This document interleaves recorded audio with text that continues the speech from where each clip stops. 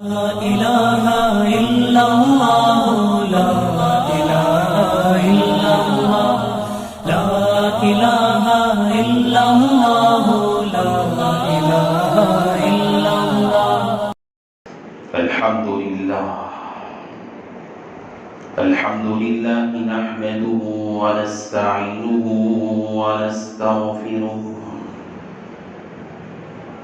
ونؤمن به ونتوكل عليه ونعوذ بالله من شرور أنفسنا ومن سيئات أعمالنا من يهده الله فلا مضل له ومن يضلله فلا هادي له ونشهد أن لا إله إلا الله وحده لا شريك له ونشهد أن سيدنا ومولانا محمدا عبده ورسوله صلى الله عليه وعلى آله وأصحابه وبارك وسلم تسليما كثيرا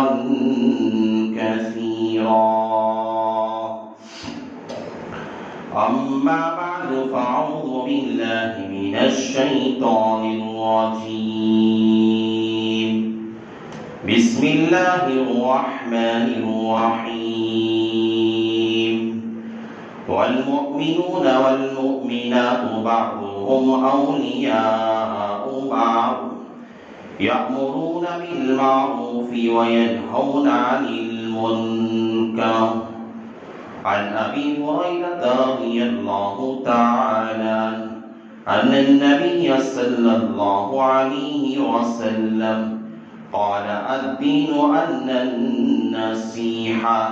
قالوا لمن يا رسول الله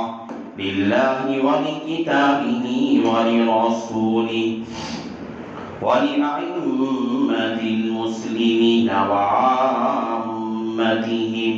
أو كما قال النبي عليه الصلاة والسلام رب اشرح لي صدري ويسر لي أمري واحلل عقدة من لساني يفقهوا قولي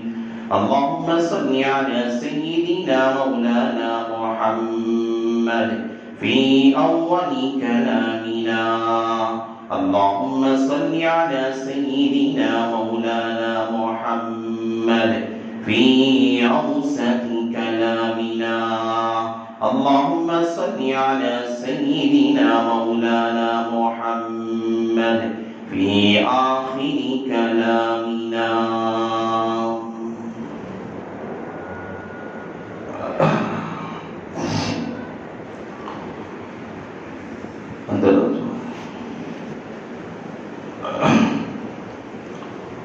معزز سامعین کرام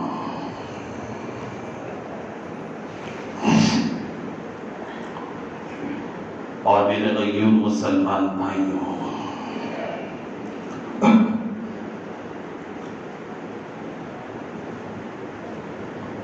انسان کی جو زندگی اللہ تعالیٰ نے عطا کی ہے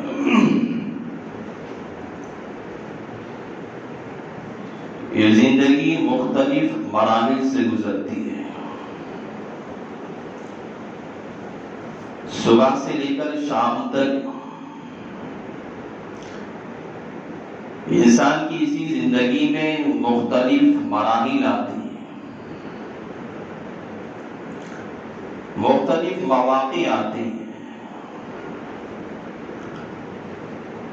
لیکن ایک ایمان والے نے، ایک مسلمان نے جس مذہب کو اپنا دین مانا ہے اور جس شریعت کو اس نے گلے سے لگایا ہے اور جس خدا اور رسول پر ایمان لایا ہے، اور جس اللہ کے کلام کو پر ایمان لایا، یہ مذہب دنیا میں دیگر بھی مذاہب ہیں، دنیا میں رہنے والے بہت سارے انسان دیگر مذہبوں کو چلنے والے بھی ہیں، مختلف لوگ ایسے بھی ہیں جو الگ الگ لوگوں کو اپنا معبود سمجھتے، اپنا خدا سمجھتے، لیکن اللہ تعالیٰ نے مذہب اسلام کے اندر ایک ایسی خوبی رکھی ہے اللہ تعالیٰ نے جو دیگر مذاہبوں کے اندر وہ چیز، وہ خوبیاں نہیں پائی جاتی۔ اللہ تعالیٰ نے مذہب اسلام کے اندر، دین کے اندر انسان کی زندگی کا جو بھی مرحلہ، انسان کی زندگی کا جو بھی مواقع اور موقع کیوں نہ ہو، ہر جگہ پہ انسان کو مذہب اسلام، دین اور شریعت ہر جگہ پہ رہنمائی کرتی ہے۔ ہر موڑ پہ شریعت بتاتی ہے کون سی چیز صحیح ہے، کون سی چیز غلط ہے۔ انسان قدم بڑھاتا ہے، اسلام سکھاتا ہے کہ تیرا قدم صحیح جگہ پہ رکھ رہا ہے یا غلط جگہ پہ رکھ رہا ہے۔ انسان کی سوچ ہے، انسان جب سوچتا بھی ہے، اگر سوچے گا شریعت بتاتی ہے تیرا سوچنا یہ صحیح ہے یا غلط ہے۔ آدمی کی ہر مواقع پر، آدمی کے ہر مراحل پر انسان کو مذہب اسلام رہنمائی کرتا ہے، بتاتا ہے اسے کہاں چلنا چاہیے، کس طرح زندگی کے مواقع کو گزارنا چاہیے، اسے کس طرح زندگی کے مراحل پہ اسے گزرنا چاہیے، اپنی زندگی کو کیسے اسے گزارنا چاہیے۔ میں نے جو آیت کریم آپ لوگوں کے سامنے پڑھی، اللہ تعالیٰ نے فرمایا والمؤمنون والمؤمنات بعضهم اولیاء بعض، مسلمان مومن مرد مومن عورتیں ایک دوسرے کے لیے اللہ تعالیٰ نے مددگار بنایا۔ انسان ایک دوسرے کے لیے، مسلمان ایک دوسرے کے لیے خیر خواہ ہے، بدخواہ نہیں ہے۔ میں نے کہا اسی لیے مختلف انسان کی زندگی میں مراحل آتے ہیں، صبح سے شام تک ہمیں اپنے دوستوں میں اٹھنا بیٹھنا ہوتا ہے، کاروبار کرنے کے موقع ملتے ہیں، اپنے رشتہ داروں میں جانا ہوتا ہے، اپنے دوست و احباب سے ملاقات کرنے کے موقع ملتے ہیں، اپنے رشتہ داروں میں ہر اس طرح کے معاملات انسان کے ساتھ پیش آتے ہیں، لیکن شریعت ہر جگہ کہتی ہے الدین والنصیحہ، یہ اسلام اور دین یہ سراپا خیر ہی خیر ہے۔ جہاں بھی جاؤ یا ہر جگہ پہ شریعت اسلام والے کو اور ایک مذہب اسلام کے ماننے والے، شریعت پہ چلنے والا مسلمان کو، آقا علیہ السلام پہ ایمان لانے والے کو ہر جگہ پہ، ہر موقع پر، ہر مراحل پر یہی دعوت دیتی ہے کہ جہاں بھی چلا جا، یہی نصیحت آقا علیہ السلام کی ہے کہ الدین والنصیحہ، ہر جگہ تیرے لیے شریعت یہ حکم دیتی ہے کہ تو خیر بن کر اور اچھائی بن کر لوگوں کے ساتھ پیش آیا کر، بھلائی کا معاملہ کیا کر، لوگوں کے ساتھ اچھا سلوک کیا کر، کیونکہ جو تو مذہب کو مانتا ہے، جس شریعت پہ تو چلا کرتا ہے، جس مذہب اسلام پہ تیرا ایمان ہے، یہ سراپا خیر ہی خیر ہے۔ اللہ کے نبی علیہ السلام حدیث بیان کر رہے تھے، صحابہ سے 3 مرتبہ اللہ کے رسول علیہ السلام نے کہا الدین والنصیحہ، دین سراپا خیر ہی خیر ہے۔ 3 مرتبہ تاکید کے طور پر آقا علیہ السلام نے کہا۔ صحابہ نے جب 3 مرتبہ بار بار اللہ کے نبی کہنے لگے، قالوا یا رسول اللہ صلی اللہ علیہ وسلم لمن یا رسول اللہ، یا رسول اللہ خیر ہے، دین سراپا خیر ہی خیر ہے، آخر کس کے لیے خیر ہے؟ صحابہ نے پوچھا کس کے لیے خیر ہے؟ اللہ کے نبی علیہ السلام نے فرمایا للہ، سب سے پہلے اللہ تعالیٰ نے اللہ کے نبی علیہ السلام نے اس حدیث میں 4-5 جملے ایسے اللہ کے نبی نے فرمائے جو انسان کی زندگی پر ہر موقع پر، میں تو کہتا ہوں انسان کی زندگی ساری کی ساری اس میں سمٹ جاتی ہے، آدمی اس حدیث پہ اگر صحیح طور پہ عمل کرنے والا بن جائے گا۔ اللہ کے نبی علیہ السلام نے کہا سب سے پہلے الدین والنصیحہ، دین خیر خواہی کا نام ہے۔ سب سے پہلے کس کے لیے خیر خواہی؟ للہ، اللہ کے لیے۔ بندہ اللہ تعالیٰ کے ساتھ خیر خواہی کیسے کرے گا؟ خیر خواہی اللہ تعالیٰ کے ساتھ بندہ اس طرح کرے کہ اللہ کی عبادت، اللہ کے احکامات کے اندر، اللہ تعالیٰ نے جو احکامات اپنے کلام میں، اللہ تعالیٰ نے جو احکامات جو اتارے ہیں اس پہ بھرپور عمل کرنے کی بندہ کوشش کرے،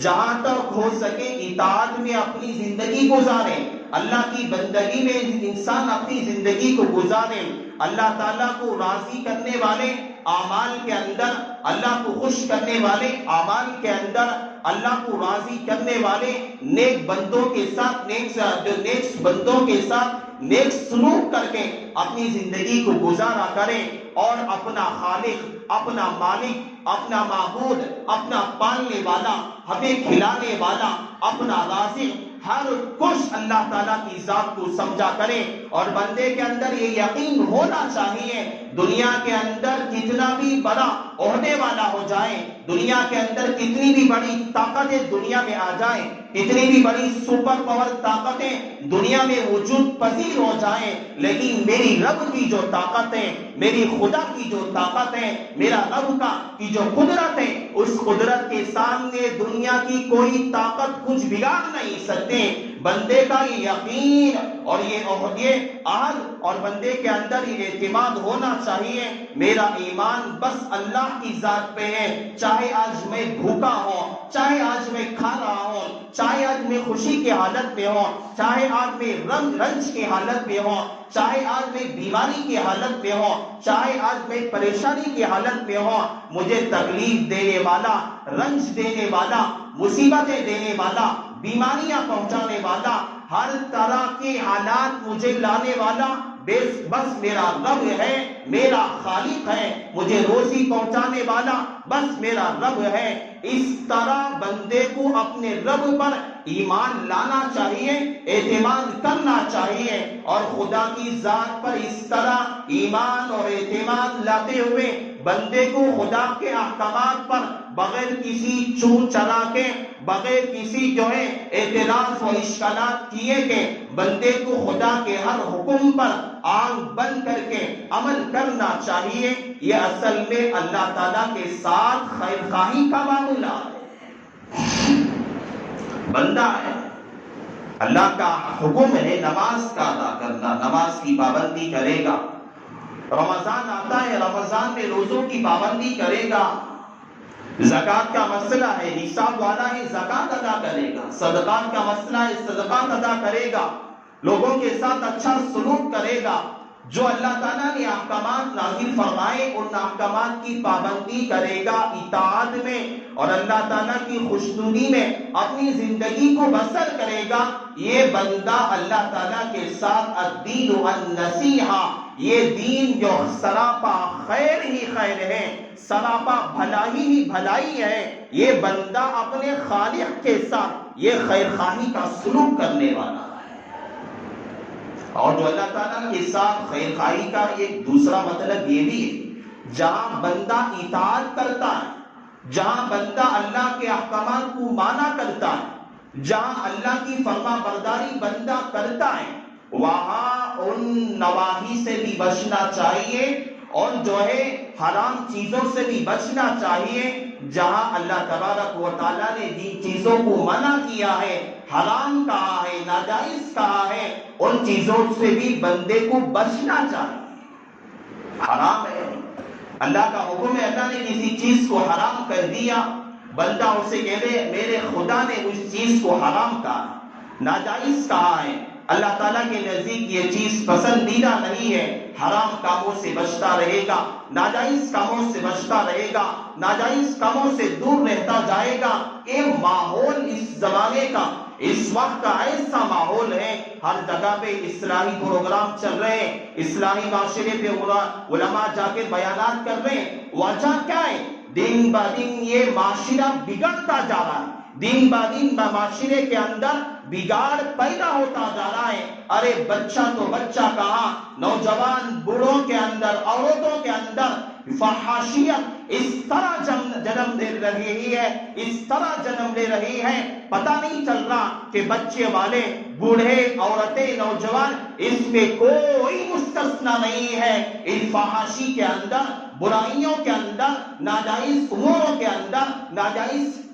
کاموں کے اندر، غلط کاموں کے اندر ہر انسان مبتلا ہوتے جا رہا ہے، ہر آدمی اس کے اندر مبتلا ہوتے جا رہا ہے۔ بوڑھا ہے، اس بوڑھے کی حالت دیکھیں گے، اس بوڑھے کے اندر بھی وہی عادتیں پائی جاتی ہیں۔ نوجوان ہے، نوجوان کے اندر وہ چیزیں ہیں۔ آج عورتیں ہیں، عورتیں کے اندر وہ چیزیں پائی جاتی ہیں۔ اللہ تعالیٰ نے جو کہا، اللہ کے نبی علیہ السلام نے جو کہا، الدین النصیحہ، میرے بھائی یہ دین سراپا خیر ہی خیر ہے، یہ بھلا ہی بھلائی ہے۔ اللہ کے ساتھ بندہ خیر خواہی کا سلوک کرنا چاہتا ہے، بندہ اپنے رب کے ساتھ جو ہے سراپا بھلائی کرنا چاہتا ہے۔ بندے کو چاہیے جہاں نماز ادا کرتا ہے، جہاں اللہ کی اطاعت کرتا ہے، جہاں رب کے سامنے آ کر سجدہ ریز ہوتا ہے، جہاں مساجد کو آباد کرتا ہے، وہاں بندے کو چاہیے حرام کاموں سے دور بھاگے،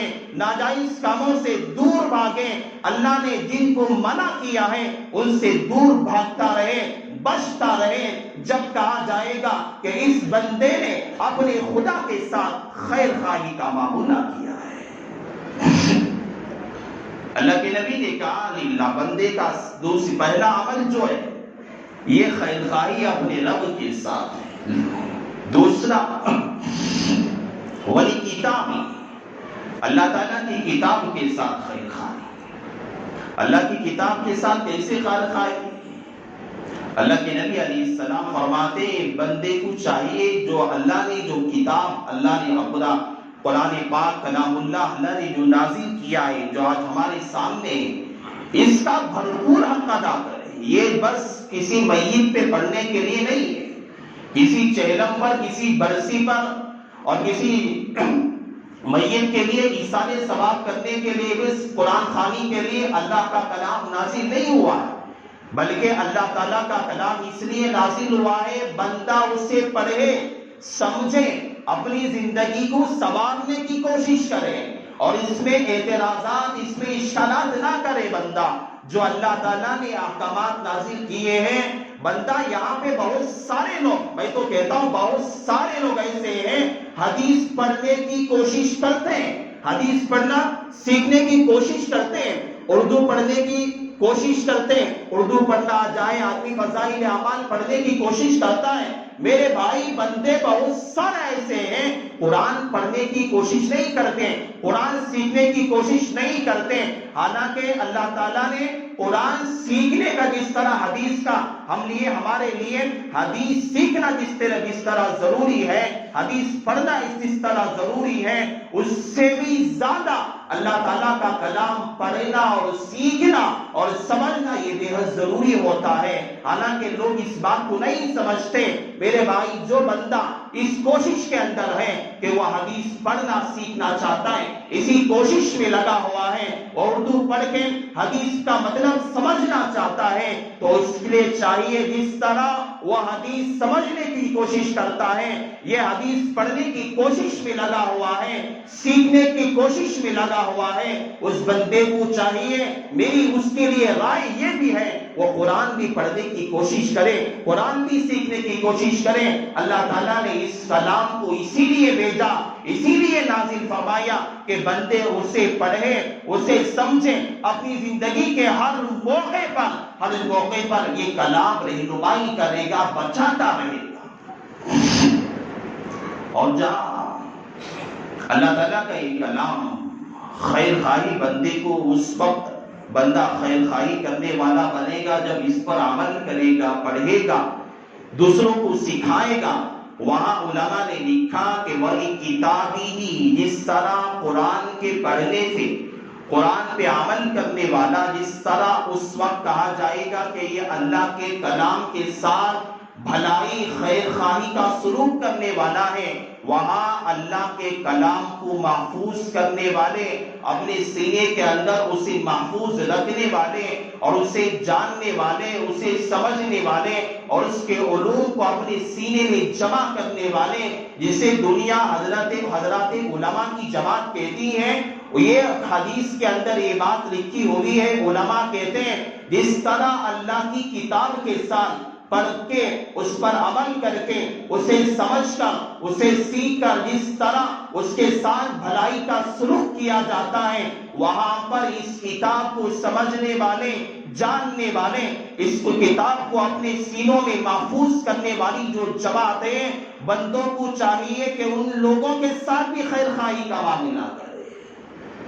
جو قدر ایک کلام کے ساتھ کرتا ہے بندہ، جو قدر ایک اللہ کی کتاب کے ساتھ کرتا ہے، وہی سلوک بندے کا اس کتاب کو اپنے سینوں میں رکھنے والے حضرات علماء کے ساتھ اس کا سلوک کرنا چاہیے، خیر خواہی کرنا چاہیے، بھلائی کرنا چاہیے، ادب کا احترام کرنا چاہیے۔ جب کہا جائے گا الدین النصیحہ، یہ بندہ اور اللہ کی کتاب کے ساتھ سراپا بھلائی اور خیر کا اور اللہ کی کتاب کو محفوظ کرنے والے حضرات علماء کا ادب و احترام اور خیر خواہی، سراپا خیر خواہی کرنے والا یہ بندہ ہے، تب کہا جائے گا۔ اللہ کے نبی علیہ الصلوۃ والسلام نے کہا تین بندے ایسے ہیں، تین بندے ایسے حدیث پاک میں آتا ہے، جس تین بندے دنیا میں ایسے ہیں جن کی قدر کرنا، جن کا احترام کرنا اور جن کی جو ہے تعظیم کرنا ایسا ہے جس طرح کے خدا کی تعظیم کرنا ہے۔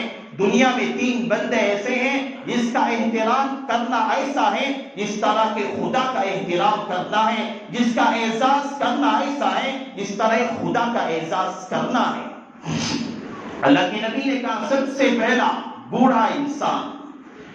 جو اپنی جوانی کے آخری عمر میں پہنچ گیا، اس کے ساتھ اچھائی کا معاملہ کرو، اسے جھڑکاؤ نہیں، اس کی عقل سمٹ چکی ہے، ختم ہو چکی ہے، اور اس کے ساتھ اچھائی کا سلوک کرو، بھلائی کا سلوک کرو۔ اگر تم اس بوڑھے انسان کا سہارا بنو گے، چاہے تمہارا باپ نہیں ہوگا، تمہارا رشتہ دار نہیں ہوگا، تمہارا چاچا نہیں ہوگا، لیکن کسی بوڑھے انسان کا سہارا بنو گے، جب تم بڑھاپے کے وقت پہنچو گے، جب تمہاری حالت اس بوڑھے انسان کی عمر تک پہنچے گی، اللہ تعالیٰ اگر تم اپنی جوانی کی حالت میں کسی بوڑھے کا سہارا بنو گے، اللہ تعالیٰ تمہارے بڑھاپے میں اللہ تعالیٰ کا ایسے نوجوان کو کھڑا کرے گا، ایک ایسے انسان کو کھڑا کرے گا جو تمہارا بھی کوئی سہارا بنے گا، جو کوئی تمہارا بھی ہاتھ پکڑنے والا بنے گا، جو کوئی تمہارا بھی سہارا بن کے چلے گا۔ ابھی میں دیکھ کر آ رہا تھا، ابھی ہمارے یہاں محلے میں ایک بوڑھی عورت اپنے بیٹے کے، یا ابھی دیکھا ہوا نظارہ ہے، اپنے بیٹے کے یہاں گھر میں غسل کرنے کے لیے آئی، بیچاری کو چل نہیں پا رہی، میں تو ایک سمجھتا ہوں تقریباً 80 سال سے زیادہ اس کی عمر ہے، چل نہیں پا رہی ہے، آٹو سے اتری، اپنے بیٹے کے گھر، تقریباً بیٹے کی عمر بھی 50 سال سے زیادہ ہے، وہ شاید غسل کرنے کے لیے آئی ہوئی ہے، لیکن بس غسل کرنے کا مسئلہ ہے، ایک طرف بیٹا گالیاں دے بک رہا ہے، ایک طرف بہو گالیاں بک رہے۔ کوئی پرانا واقعہ کسی کتاب میں لکھا ہوا لطیفہ نہیں ہے، ابھی یہ آدھا ایک گھنٹے کی بات میں کہہ رہا ہوں، جہاں میں بھی غسل کرنے کے لیے جا رہا تو میں اپنے اسی شہر کی بات کر رہا ہوں، محلے کی تعریف نہیں کرتا، تو ابھی ایک گھنٹے پہلے کی بات ہے، ایک طرف بیٹا گالیاں بک رہا ہے، دوسری طرف بہو گالیاں بک رہی ہے، تجھے کوئی دوسرا گھر نہیں ملا غسل کرنے کے لیے، تو یہ کوئی دوسرا مکان نہیں ملا غسل کرنے کے لیے، جا تیری بیٹی کے یہاں جا، تیرے فلاں بیٹے کے یہاں جا، کیوں یہاں ہمارے لیے آئی؟ ارے ان کی حالت بڑھاپے کی حالت میں، اور یہ خود بھی کچھ سال گزرنے کے بعد یہ بھی بوڑھا ہو جائے گا۔ کیا زمانہ ہے! ہم بس کتابوں میں پڑھتے تھے، ہم کتابوں میں پڑھتے تھے کہ ایسا بھی ہو سکتا ہے، کیا ایسا بھی سلوک کیا جاتا ہے۔ آج ہم اپنی آنکھوں سے دیکھتے ہیں، ہم اپنی آنکھوں سے دیکھتے ہیں۔ کچھ دن پہلے میں نے دیکھا کہ ایک سڑک پر اپنا ایک بیٹا اپنی پراپرٹی کے لیے بس 1 لاکھ روپیہ جائیداد میں سے کم دے دیا ماں نے، 4 لاکھ روپیہ اپنے پاس رکھ لیے تھے۔ سڑک میں اس کے بال پکڑ کر بیٹے نے ماں کو مارا تھا۔ میں نے اپنی آنکھوں سے دیکھا تھا، یہ 2-3 مہینے پہلے کی باتیں، اور آج میں دیکھ رہا ہوں ماں اپنے بیٹے کے گھر غسل کرنے کے لیے آئی ہوئی ہے۔ ایک طرف بیٹا گالیاں بکتا ہے، ایک طرف بہو گالیاں بکتی ہے۔ معاشرہ سدھرے گا تو کہاں سے سدھرے گا؟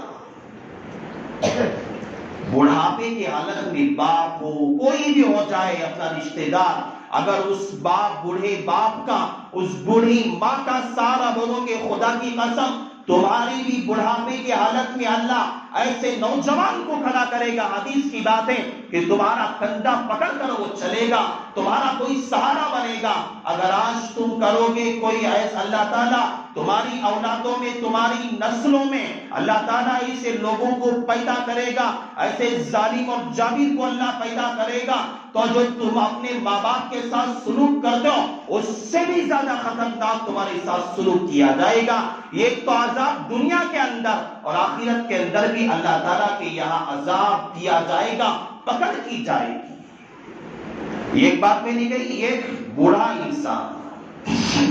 اور دوسرا حاکم وقت ہے، اپنے زمانے کا کوئی حاکم ہے، اس کا اعزاز کرنا، احترام کرنا، اسے عزت کے ساتھ پیش آنا، بشرطے کہ زمانے کا حاکم اللہ کے حدود پہ چلنے والا ہو، اللہ کے احکامات پہ عمل کرنے والا ہو، الدیندار ہو، امانت دار ہو، خیانت کرنے والا نہ ہو، اور اپنے عہدے کے بل پہ غلط کام ظلم کرنے والا نہ ہو۔ تب کہا گیا کہ اس کی تعظیم کرنا ایسا ہے جس طرح کہ خدا کی تعظیم کرنا ہے۔ تیسری بات اللہ کے نبی علیہ السلام کی کہ اپنے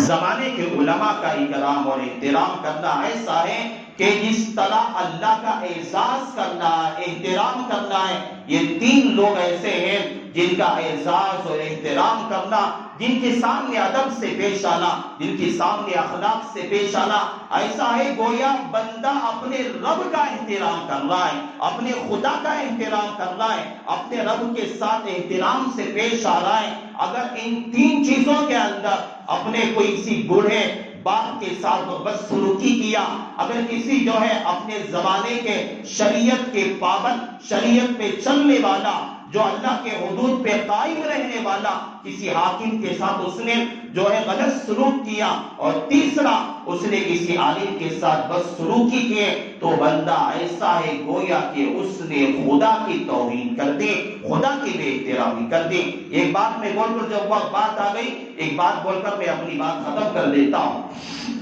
ہمارے پڑوسی ملک کے حضرت مولانا مفتی ظفر ولی خان صاحب رحمۃ اللہ علیہ، حضرت کی بات مجھے یاد آ گئی، اپنی بات یہ بات بول کر اپنی بات ختم کر دیتا ہوں۔ حضرت فرماتے ہیں، عبرت حاصل کرنے کے لیے بات میں کہہ رہا ہوں، حضرت فرماتے ہیں میں جہاں جس جگہ امامت کرتا تھا 45 سال تقریباً حضرت نے امامت فرمائی، تو حضرت فرماتے ہیں وہاں ایک صاحب آتے تھے، مصلی آتے تھے میرے یہاں نماز پڑھنے کے لیے، بڑے نیک انسان تھے، بڑے متقی انسان تھے، نماز کے پابند تھے۔ ان کا انتقال ہو گیا۔ جب ان کا انتقال ہوا، میں نے خواب میں دیکھا انہیں کہ وہ ایک ٹوپی پہنے ہوئے سبز رنگ کی۔ میں نے ان سے پوچھا ایسی ٹوپی میں نے زندگی میں کبھی دیکھی نہیں، ایسی اتنی خوبصورت ٹوپی ہے، میں نے ایسی ٹوپی تو کہیں دیکھی نہیں، یہ ٹوپی کون سی ٹوپی ہے اور آپ یہاں کیوں کھڑے ہوئے ہیں؟ تو حضرت کے جو مصلی تھے انہوں نے کہا کہ حضرت یہ ٹوپی اصل جنت کی ٹوپی ہے، یہ جنت کی ٹوپی ہے، اور میں باہر اس وجہ سے کھڑا ہوں، اللہ کے یہاں میرے سب عمل قبول ہو گئے۔ جب میں جنت میں میرے داخلے کا وقت آیا، میں جنت میں جب قدم رکھنے کے لیے کہا گیا تو فرشتوں نے مجھے روک لیا۔ فرشتوں سے میں نے پوچھا کہ بھائی کیا میرے سب اعمال تو اللہ کے یہاں قبول ہو گئے، کیا وجہ ہے اب مجھے جنت میں جانے سے روکا جا رہا ہے؟ تو اس مصلی نے کہا، تو اس مصلی سے فرشتوں، جنت کے فرشتوں نے کہا کہ تم سے مفتی ظفر خان صاحب جو دنیا کے اندر ہے یہ تم سے ناراض ہیں، جب تک مولانا راضی نہیں ہوں گے تب تک تجھے جنت میں داخلہ نہیں دیا جائے گا۔ بس ناراضگی۔ حضرت سے خواب، حضرت فرماتے ہیں وہ رونے لگے، اور میں نے پوچھا کہ بھائی مجھے تو آپ کے ساتھ کوئی ناراضگی نہیں ہے، کبھی جھگڑا ہوا نہیں ہے، کوئی لڑائی ہوئی نہیں، کیا وجہ ہے؟ تو حضرت سے کہا کہ جب کئی سال پہلے، کئی برس پہلے بس آپس میں ناچاخیاں ہمارے درمیان ہو گئی تھی، بس آپ کے دل میں میرے بارے میں کچھ بیٹھ گیا تھا، آپ کے دل میں کچھ ناراضگی میرے بارے میں آ گئی تھی۔ حضرت فرماتے ہیں میں تو بھول گیا۔ ہاں حضرت میں بھی بھول گیا، آپ بھی بھول گئے، لیکن جو فرشتہ لکھنے والا، اعمال لکھنے والا جو فرشتہ تھا، اس فرشتے کی کتاب میں یہ بات محفوظ تھی کہ مولانا کا دل جو ہے ان کے بارے میں رنجیدہ ہے، جو ان سے ناراض ہیں، بس یہ تھوڑی سی ناراضگی تھی۔ حضرت فرماتے ہیں میں تو بھول گیا، کہ میں تو بھولا ہوا تھا، کئی برس گزر گئے، کئی سال گزر گئے، تو وہ رونے لگے، گڑ گڑانے لگے، حضرت اگر آپ معاف فرما دیں گے تو میں جنت میں داخل ہو جاؤں گا۔ تو حضرت نے فرماتے ہیں میں نے کہا بھائی میں نے تجھے 1000 بار میں نے معاف کیا، 1000 بار میں نے معاف کیا۔ پھر حضرت کے خواب پہ آتے ہیں، فرماتے ہیں کہ حضرت جب آپ نے معاف کر دیا تو جنت میں میرا داخلہ مل گیا، فرشتوں نے مجھے جنت میں داخلے کی اجازت برآمد فرما دی۔ بس تھوڑی سی ناراضگی، تھوڑی سی ناراضگی، حضرت بھی بھول گئے تھے، وہ مصلی بھی بھول گیا تھا، بس کئی سال پہلے بس دل کے اندر کچھ جو ہے ناراضگی پیدا ہو گئی تھی، اس کا انتقال کئی سال کے بعد ہوا، نمازی تھا، نیک تھا، متقی تھا، پرہیزگار تھا، سب کچھ تھا، لیکن فرشتوں نے روک لیا، جب تک مولانا تجھ سے راضی نہیں ہوگے تب تک تجھے جنت کے اندر داخلہ نہیں دیا جائے گا۔ اب سوچو ہمارا حال، سوچو ہم سوچے ہمارا حال اب کیسا ہے؟ تھوڑی سی ناراضگی پر فرشتوں نے جنت میں داخلے سے روک لیا، تو آج ہمارا حال سوچ کے تو دیکھو بھئی کیا بولوں کیا چھوڑوں، تمہارے سامنے کوئی بولنے کی بات ایسی نہیں ہے۔ اللہ سے میں دعا کرتا ہوں اللہ تعالیٰ نے جو باتیں آج اللہ نے مجھ سے کہلوائی ہیں، اللہ تعالیٰ سب سے پہلے اللہ عمل کی توفیق مجھے عطا فرمائے، اللہ تعالیٰ آپ لوگوں کو بھی عمل کی توفیق نصیب فرمائے۔ بس انہی کلمات پر اپنی بات کا اختتام کرتا ہوں، آمین وآخر الدعوانا الحمدللہ رب العالمین۔